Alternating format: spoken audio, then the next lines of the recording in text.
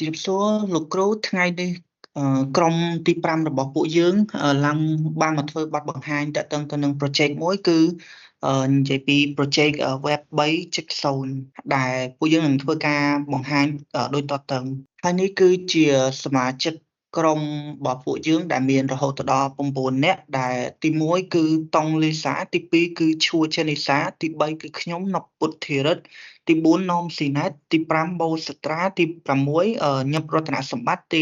7ញឹមលីឡៃទី8ថឹកវិទីនិងទី9វ៉ាន់តុងអ៊ីវហើយនេះគឺជា table of content របស់ក្រុមរបស់ពួកខ្ញុំគឺមានរហូតដល់ទៅ8ចំណុចដែលចំណុចទី1គឺពួកយើងបានបែងចែកគ្នាក្នុងការធ្វើបទបង្ហាញរួចរាល់អស់ហើយដែលចំណុចទាំងអស់ហ្នឹងគឺពួកយើងនឹងបង្ហាញដូចខាងក្រោមអញ្ចឹងយើងបន្តទៅចំណុចដំបូងគឺ introduction អញ្ចឹង slide សូមចុចទៅចំណុចបន្តទៀតគឺចំណុចទី1ចំណុចទី1គឺ introduction មុនយើងនិយាយទៅដល់ web 3.0 ដែលជា project របស់ពួកយើងហ្នឹងគឺយើងមកដឹងអំពីប្រភេទនៃ web សិនអញ្ចឹង web ហ្នឹងគឺកើតឡើងដំបូងនៅក្នុងប្រទេស Switzerland ក្នុងឆ្នាំ1989ដែលគឺមានជាផ្នែកនៃ web ហ្នឹងដែលមុននឹងឈានដល់ web 3.0 ហ្នឹងគឺមានការកកើតឡើងដំបូងនៃ web ចំនួនទី1គឺ web 1.0 ដែលសំដៅទៅលើការកើតឡើងដំបូងនៃworldwide web evolution ដែលអាចឲ្យយើងធ្វើការស្វែងរកព័ត៌មានក្នុងទម្រង់ជា web បានវាមានលក្ខណៈដូចជា static page content គឺទាញយកមកពី server file system ហើយ page បង្កើតឡើងដោយប្រើ server side ហើយ frame និង table ត្រូវបានប្រើសម្រាប់ដាក់ទីតាំងនិងតម្រៀបធៀបនៅលើ page និយាយជារួមគឺ web 1.0 ហ្នឹងគឺ read only web ដែលនិយាយស្រួលស្ដាប់គឺជាអ៊ីនធឺណិតសាមញ្ញដែលអ្នកប្រើប្រាស់អាចអានព័ត៌មានបានតែអាចចូលបង្កើតព័ត៌មានបានទេហើយចំពោះ web ចំនួនទី2វិញគឺ web 2.0 ហើយ user participation ហ្នឹងសំដៅលើចរន្តនៃព័ត៌មានទទួលបានពីអ្នកប្រើប្រាស់ឬម្ចាស់ផ្ទាល់ដែលនិយាយជារួមគឺweb ចំនួនទី2ហ្នឹងគឺ web 2.0 ហ្នឹងគឺជា web ដែល read write web ចូលរួមបង្កើតដោយខ្លួនឯងបានតែគ្រប់គ្រងដោយក្រុមហ៊ុនធំដូចជាយើងបង្កើត Facebook អញ្ចឹងតែក្រោមការគ្រប់គ្រងរបស់ក្រុមហ៊ុន Facebook អញ្ចឹងចំណុចបន្តទៀតសមាជិកនៃក្រុមយើងនឹងធ្វើការបង្ហាញបន្តទៀតជំរាបសួរលោកគ្រូខ្ញុំបាទឈ្មោះខ្ញុំវិឡាយដែលបកស្រាយនៅចំណុចទី2ដែលជា similarity between web 1.0 web 2.0 និង web 3.0 web 1.0 web 2.0 និង web 3.0 ហ្នឹងជាដំណាក់កាលនិវត្តន៍ដំបូងពីមកអស់គឺ web 1.0 ហើយវិវត្តទៅ web 2.0 ហើយបន្តមកគឺ web 3.0 ដែលជាឆ្អឹងខ្នងនៃពិភព digital ហើយដំណាក់កាលទាំង3ហ្នឹងត្រូវចូលតាមរយៈការរុករកដោយអ៊ីនធឺណិតហើយដោយប្រើ HTTP និង URL ដែលជា HTML ដែលជាភាសាមូលដ្ឋានសម្រាប់ការបង្ហាញមាតិកាចំពោះអ៊ីនធឺណិតគឺបានអនុញ្ញាតឲ្យប្រើប្រាស់ទូទាំងសកលលោកឲ្យចូលប្រើប្រាស់ជាមាតិកាចម្រុះដែលរួមបញ្ចូលនៅអត្ថបទជារូបភាពឬក៏ជាវីដេអូជាដើមហើយគណៈពេលដែលដំណាក់កាលនីមួយៗហ្នឹងវាបានផ្ដល់នៅកម្រិតខុសគ្នានៃចរន្តកម្មរបស់អ្នកប្រើប្រាស់ដែលពួកគេជួយសម្រួលក្នុងការចូលរួមលើអ៊ីនធឺណិតហើយមិនតែប៉ុណ្ណោះទេគឺវាជាដំណាក់កាលបន្ទាប់ដែលបង្ហាញពីការអភិវឌ្ឍជាបន្តបន្ទាប់នៃការច្នៃប្រឌិតនៅក្នុងបច្ចេកវិទ្យាគេហទំព័រហើយវាបានជួយបង្រឹងលើបច្ចេកវិទ្យាការផ្លាស់ប្ដូរពាណិជ្ជកម្មការទំនាក់ទំនងឬអន្តរកម្មសង្គមនៅលើនិដ្ឋានសកលលោកយើងហ្នឹងហើយជាបច្ចេកវិទ្យាដែល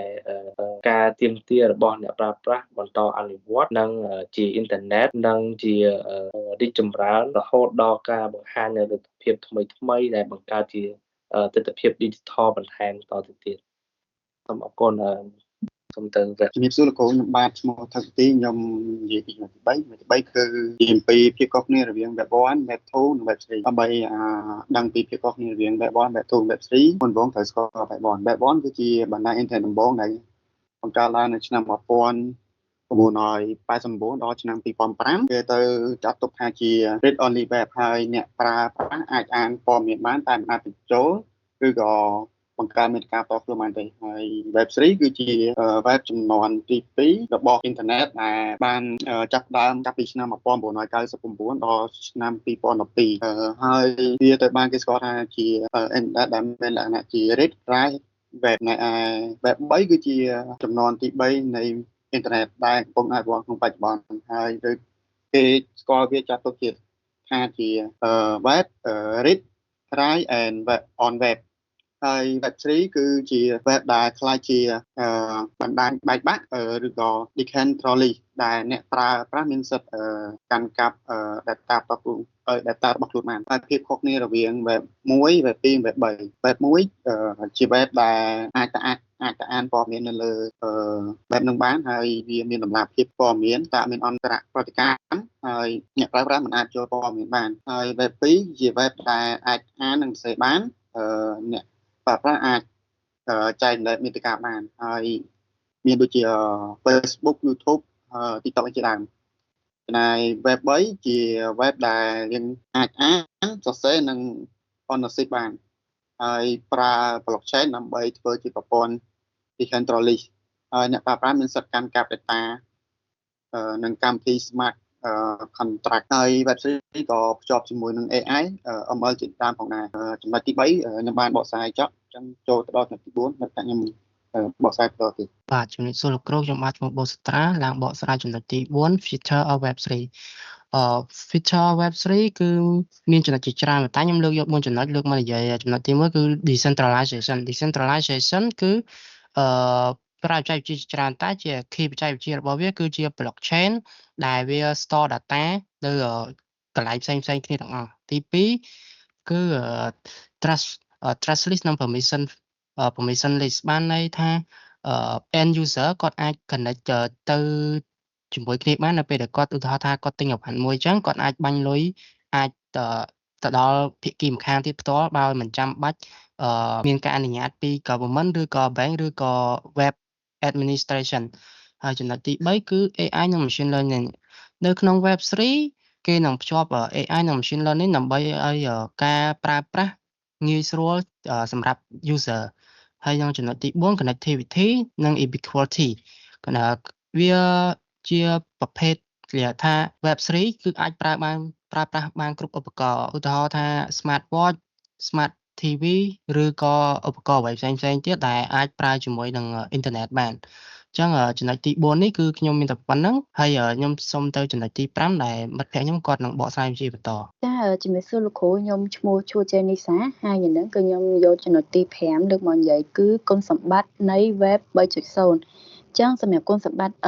នៃ web 3.0 ហ្នឹងគឺវាមាន7ចំណុចទី1គឺ creator privacy និង control គឺកន្លែងហ្នឹងអ្នកប្រើប្រាស់គឺគាត់អាចគ្រប់គ្រងនិងអនុញ្ញាតចំពោះឲ្យអ្នកណាដែលចូលមកប្រើទិន្នន័យដែលអាចចាំបាច់ប្រើឬក៏មាន username ឬមួយក៏ password ទេហើយចំណុចទី2គឺ enhance security ដោយសារតែ blockchain ហ្នឹងគឺផ្ដល់ទំនុកចិត្តទៅលើទិន្នន័យរបស់អ្នកប្រើប្រាស់អញ្ចឹងគឺវាអាចលុបទិន្នន័យឬមួយអត់អាចលុបទិន្នន័យឬក៏កែប្រែដោយអ្នកបង្កើត server ណាមួយទេហើយចំណុចទី3គឺ no central authority អញ្ចឹងកន្លែងហ្នឹងគឺកន្លែងហ្នឹងគឺចង់និយាយថាដោយ web មួយជាមួយនឹង web 3គឺគាត់អាចនឹងពឹងពាក់ទៅដល់ក្រុមហ៊ុនធំៗដូចជា Google ហើយនិង Facebook តែចំណែក web 3.0 នេះគឺអត់ចាំបាច់ពឹងផ្អែកទៅលើ Google ឬមួយក៏ Facebook ទេក៏គាត់អាចប្រើប្រាស់បានដែរហើយចំណុចទី4គឺ ownership web 3ផ្ដល់នៅ digital asset ក្នុងទម្រង់ដែល web 1ជាមួយនឹង web 2មិនធ្លាប់មានពីមុនមកហើយចំណុចទី5គឺ incentivized economy កន្លែងហ្នឹងគឺអ្នកប្រើប្រាស់នៅលើ web 3ហ្នឹងគឺគាត់អាចរកប្រាក់ដោយ crypto token ឬមួយក៏ NFT បានហើយចំណុចទី6គឺ resilient system ដោយសារតើ web 3មានលក្ខណៈចាយជា centralized អញ្ចឹងប្រព័ន្ធវាមានភាពធន់នៅក្នុងការវាយប្រហារអញ្ចឹង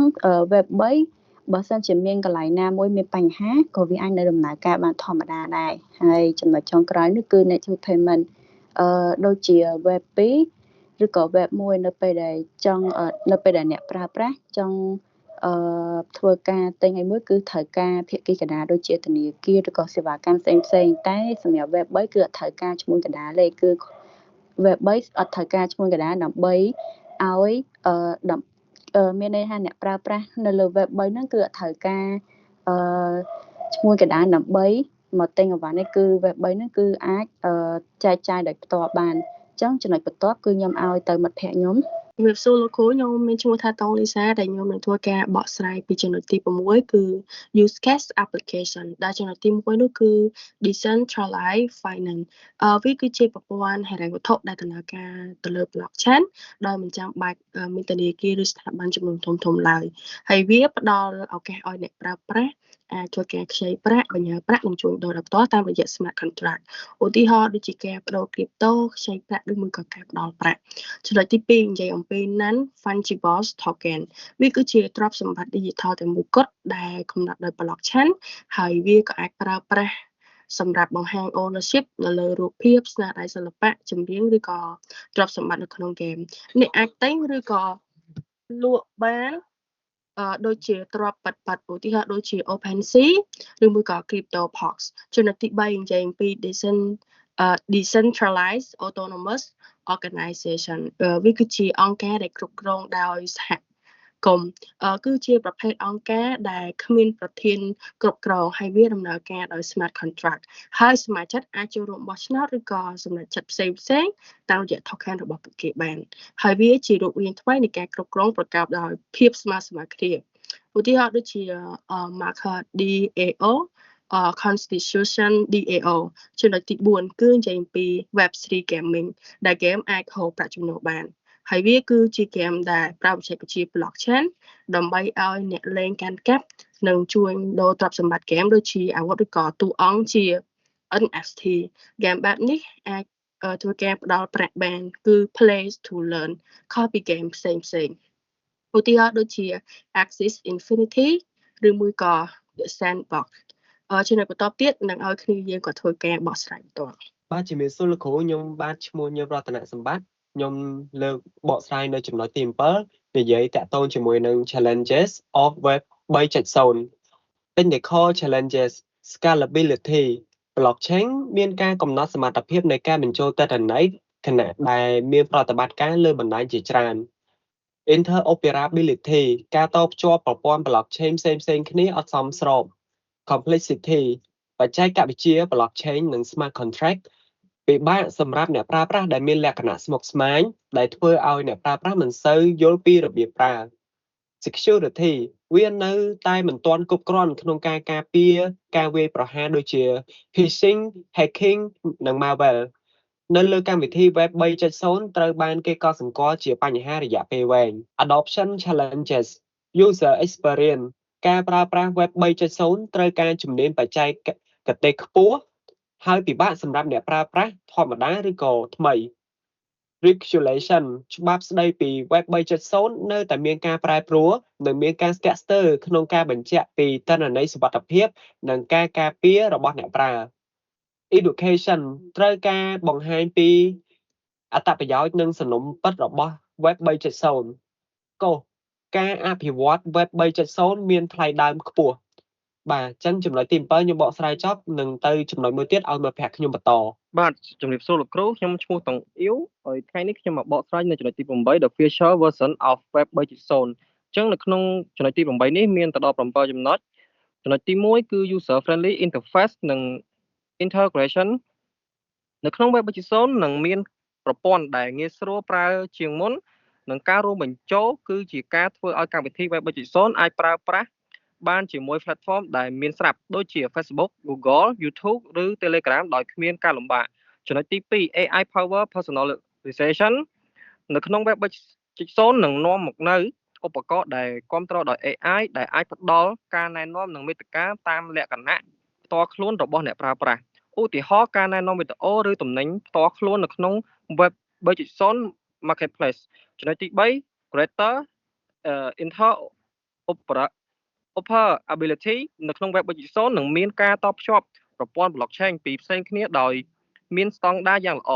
នេះនឹងអាចបង្កើតភាពងាយស្រួលក្នុងការផ្ទេរទិន្នន័យនិងការប្រើប្រាស់កម្មវិធីដោយភាពឆ្លាតវៃពីប្រព័ន្ធ blockchain ជាច្រើន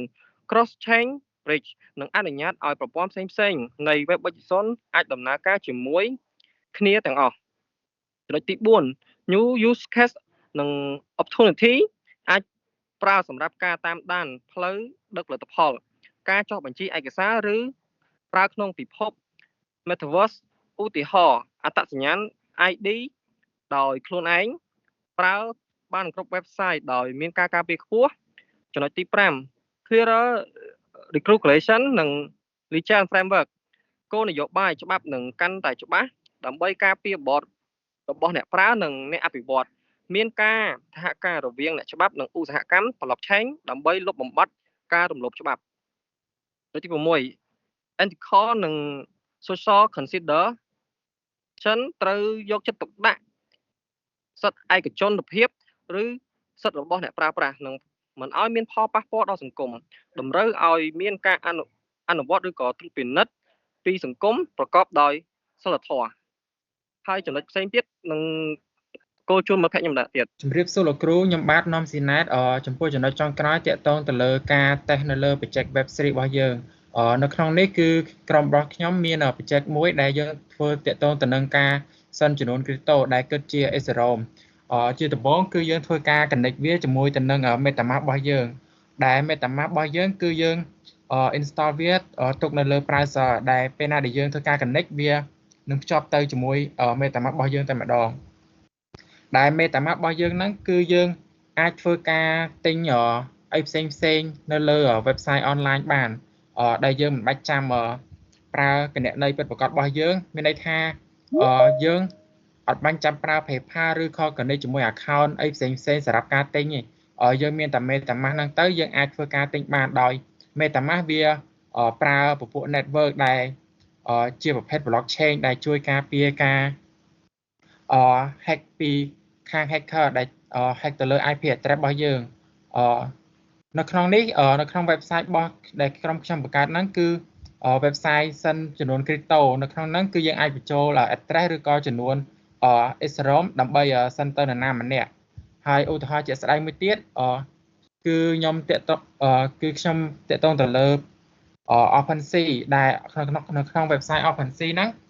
វាជា website មួយដែលគេបង្កើតឡើងតាក់ទងទៅនឹង website Web3 ដែលធ្វើការទិញលក់រូបភាពយើងអាចធ្វើការលក់រូបភាពយើងឬក៏ទិញរូបភាពយើងហ្នឹងដោយប្រើ Ethereum នៅក្នុង MetaMask របស់យើងមានន័យថាគេអត់ដឹងថាយើងមកពីណាឬក៏យើងជាអ្នកណាយើងអាចធ្វើការទិញជួញដូរបានដោយសេរីវាជួយរក្សាសុវត្ថិភាពរបស់យើងហើយនឹងជួយការពារទិន្នន័យរបស់យើងដោយសារតែ MetaMask របស់យើងគឺយើងមាន network ដែលជួយការពារទៅលើ blockchain ចំពោះចំណុច Web3 របស់ខ្ញុំគឺចាប់តែត្រឹមហ្នឹងសូមអរគុណ